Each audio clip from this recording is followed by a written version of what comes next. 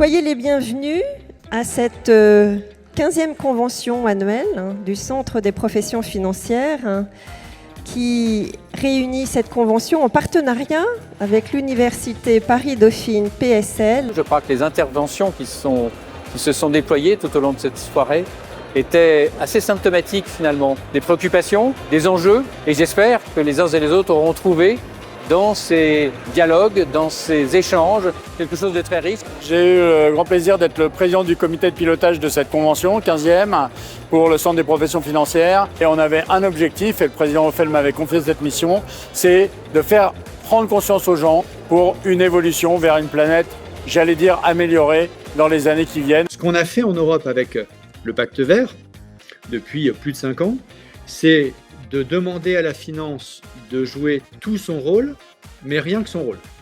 C'est un premier point que je voulais clarifier pour éviter des faux débats. Par exemple, une banque ne peut pas être alignée de degrés si le monde réel des entreprises et des ménages n'est pas aligné de degrés. En revanche, une banque doit être capable de connaître ses risques climat et de leur mettre un prix. Et donc, il y a des choses qu'on ne peut pas demander au secteur financier, mais il y a des choses qu'on peut lui demander et qu'on doit lui demander. Écoutez, moi j'ai trouvé cette table ronde absolument passionnante. Je vais en tirer une conclusion assez basique. Si la finance ne bouge pas, là, ça va vraiment être un incroyable frein dans la transition qu'ils vont faire. Donc la finance a un rôle extrêmement important à jouer pour accélérer cette transition, même si on ne peut pas lui faire porter toute la charge de la transition. On est particulièrement ravis d'avoir pu participer de manière active à cette convention. On a pu également s'inscrire donc à la suite de la COP29 avec les différents résultats et de voir comment est-ce que cela pouvait impacter donc l'ensemble des professions financières.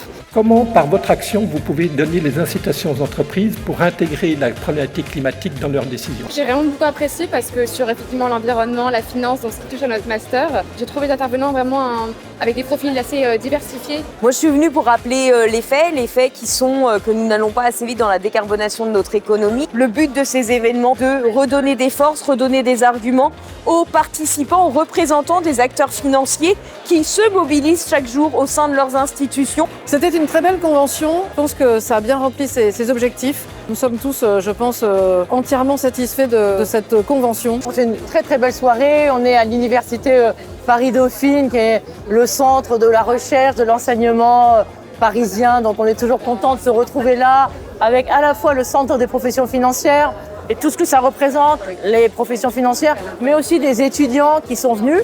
Si nous, tous les jeunes financiers et les financiers plus âgés, ne sommes pas clairement du côté de la solution, nous serons clairement du côté du problème et personne n'a rien à y gagner. On a eu un cycle de conférences très intéressant avec des échanges très riches et puis beaucoup d'apports de connaissances, beaucoup de participants. N'hésitez pas à rejoindre le Centre des professions financières. On est une association d'environ 700 membres et on organise tout au long de l'année des événements sur des thématiques assez larges, orientées innovation, finance, compliance et technologie.